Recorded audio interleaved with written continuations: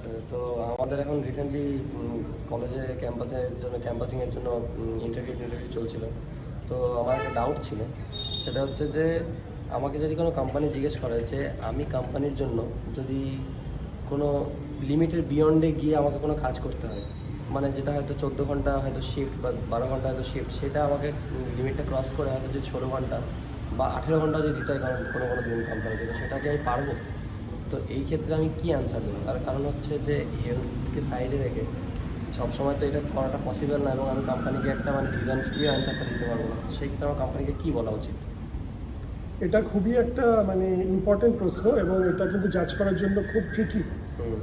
যেটা বলা উচিত প্রথমত খুব পজিটিভলি বলা উচিত যে আমি হার্ডওয়ার্ক করতে রাজি আছি, আমার যা পোটেনশিয়াল এবং যতটা নিজেকে স্ট্রেচ করতে হয়, যতটা এফোর্ট দিতে হয়, সে টাইম হোক, যেটা প্রজেক্ট হোক, যত লম্বা কাজ করতে হোক, যত হার্ডওয়ার্ক করতে হোক, আমি সবসময় রাজি আছি করতে। এটা নিয়ে আমার মধ্যে কোনো ডাউট নেই। এবারে এখানে তোমার অনেক ক্রস কোশ্চেন হতে পারে। ধরো কেউ জিজ্ঞেস করলো যে তোমাকে 24 ঘন্টা 48 ঘন্টা টানা কাজ করতে বললে কি তুমি করবে? তখন বলতে হবে যে দেখুন স্যার, আপনাদের কোম্পানি তো অনেক পুরনো রেপুটেড কোম্পানি এবং অনেক লোক কাজ করে, তো আপনাদের নিশ্চয়ই সিস্টেম আছে, তো সেটার প্রতি আমার পুরো ফেথ আছে।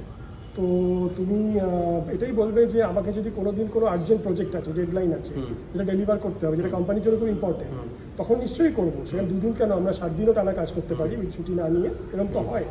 এবং সেখানে যখন যেরকম প্রয়োজন কোম্পানি ব্রেকও দেয়, এটা নিশ্চয়ই সবসময় হয় না। কিন্তু এখানে এমপ্লয়ীদের ভালো থাকা, হেলদি থাকা, ফিট থাকা, সেটা তো কাজের জন্য খুব ইম্পর্টেন্ট। সেটা কোম্পানির এইচআর এবং কোম্পানি সেটা নিশ্চয়ই টেক কেয়ার করে। তো এটা নিয়ে আমার মনে কোনো ডাউট নেই, কোনো দোটানা নেই, আমি এটা করতে রাজি আছি।